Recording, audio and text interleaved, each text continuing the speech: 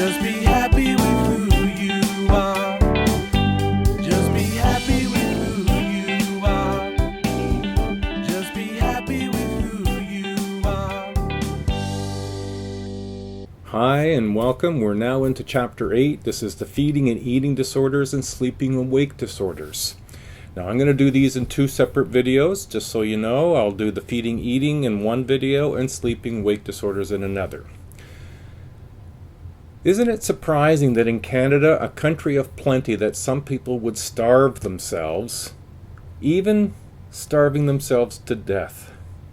In these more modern times, with the proliferation of advertising, movies, internet, social media, images of desirability, and the ability to communicate and comment on one another's images has facilitated the struggle some people have with weight and wanting most notably to be thinner.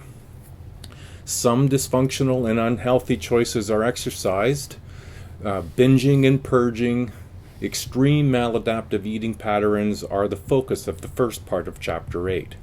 Now, eating disorders like bulimia nervosa and anorexia nervosa have often affected people of high school and college age, especially young women. These disorders are on the rise in Canada. Now, consider Beth. At first, she's eating too much and would just go to the washroom and make herself sick. She was not aware of bulimia, but she was beginning to eat based on how she felt about herself. When her hair looked bad, she would eat loads of candy. And after a while, Beth started exercising excessively because she felt so guilty about eating. She'd run for miles and miles and go to the gym for 3 to 4 hours a day. And I'm sure you can see the risks that Beth was putting into her life. Now, we're going to explore feeding and eating disorders.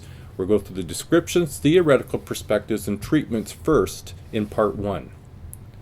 Sleep-wake disorders, descriptions, the theoretical perspectives, and treatment are going to follow in Part 2. So let's begin with feeding and eating disorders. Feeding and eating disorders are psychological disorders involving disturbed eating patterns and maladaptive ways of controlling body weight. And we're going to begin with anorexia nervosa. Now, this is an eating disorder primarily affecting young women. It does not exclude itself of men. It's just most predominantly experienced by women. And it's characterized by maintenance of an abnormally low body weight, distortions of body image, and intense fears of gaining weight. The risk in females is amenorrhea, or the absence of menstruation.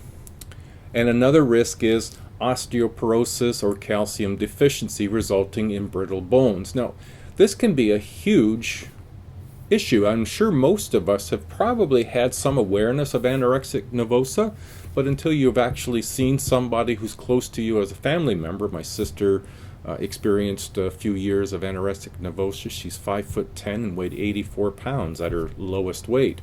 She wouldn't see herself as overly skinny when she looked in the mirror. In fact, she was quite alarmed at what she thought were still fat on her that she needed to get rid of. Now, when we talk about anorexia nervosa, there's two types. There's the binge eating purging type, utilized to lose weight, but unlike bulimia, the person maintains their weight. And then the second type is restrictive type, obsessive, light control over their diet and appearance. They will restrict what they eat. Maybe a soda biscuit per day, and a half a glass of water or something to that effect. It's really quite alarming. Now, bulimia nervosa. This is an eating disorder characterized by a recurrent pattern of binging followed by an inappropriate compensatory behavior such as purging eaten food. Now, this is either through vomiting or through the use of laxatives. To prevent weight gain, it is accompanied by persistent over-concern with body weight and shape. Now, these sound like, and like I mentioned in the introduction, we're an affluent society, so the idea that food becomes an issue in some respects seems counterintuitive. And yet, these are psychological issues. These are not physical, insofar as the physical doesn't present and then the psychological follows. The psychological presents and then the physical follows.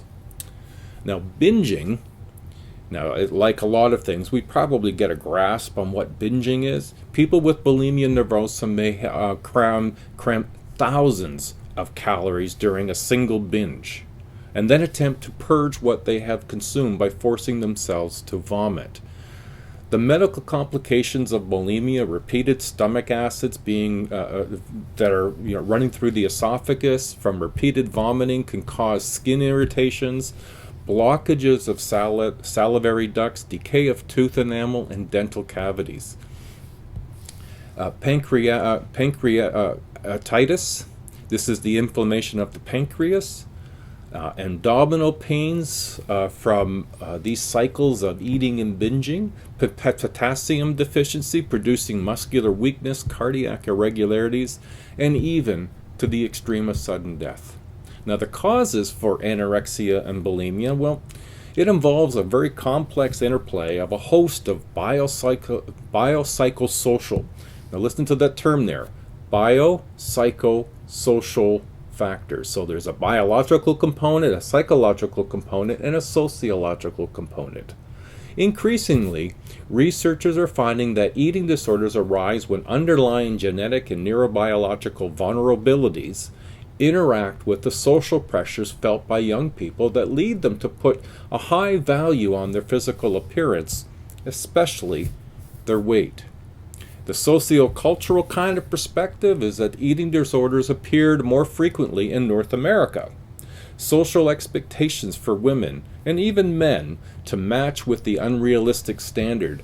Now, I don't know if you remember this, but they researchers had sort of looked at what would a human body need to look like with some of the social expectations and representations that exist in society today. And I think they used the Barbie doll and said what were the actual measurements of what the Barbie doll in a small toy would be if it were a full human being. And it was something outrageous that you'd never see a human look like this. And that whole notion around, in some cultures, there's a very high premium being put to everyone must look in a particular way, and for some people that's just unattainable, and the only way to try to attain is in very unhealthy ways. Now, for the sort of psychosocial perspective, here the considerations are focused on what people might be thinking and focusing on, in this case their weight and their body dissatisfaction, which can lead to more extreme concerns for one's body and weight. Now, women suffering bulimia tend to be shy and have more psychological concerns and a lower self-esteem than other dieters. Now, you can also include in this family. Eating disorders and family conflict can coexist. So whether an eating disorder is a means of exerting control over punishing parents.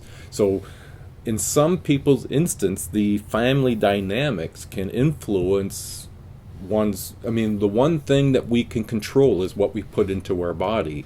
And so if we feel like we're not very, very much in control in our life, whether that's to do with family dynamics, then the one way we can exert control in ourselves is to control what goes in.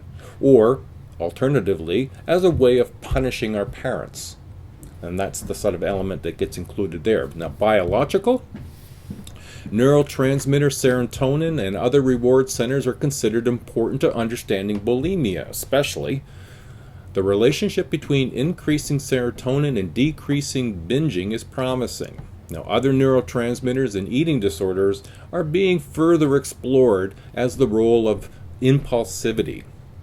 Now, if we consider treatment, anorexic nervosa and bulimia nervosa, well, people with anorexia may be hospitalized, especially when weight loss is severe and body weight is falling rapidly. Close monitoring and regular feeding regimes are emphasized. However, these are often met with great resistance. This sometimes results in forcing more mechanical, that is, feeding tubes, or chemical restraints to support weight gain. The best outcomes result from treatment that involves psychotherapy combined with nutritional management and family interventions.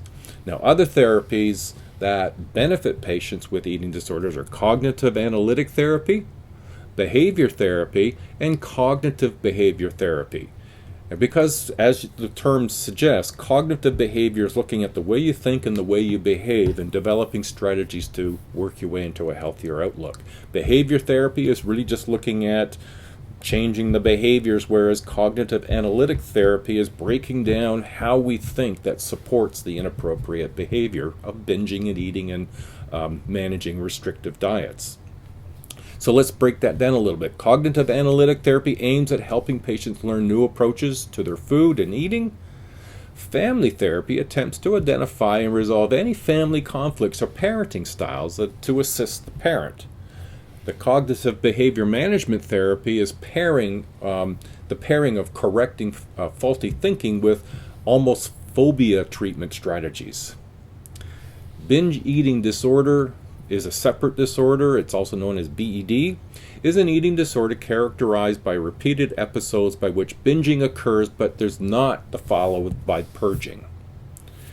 All right, so this has been a relatively quick overview of just what the sort of eating disorders at a psychological disorder level are. You'll find in your textbook some of the DSM-5 conditions by which being diagnosed need to have.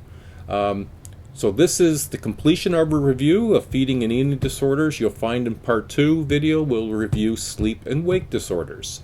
I hope this has been helpful for you, and good luck, and we'll see you in the part 2, sleep and waking disorders. Bye for now.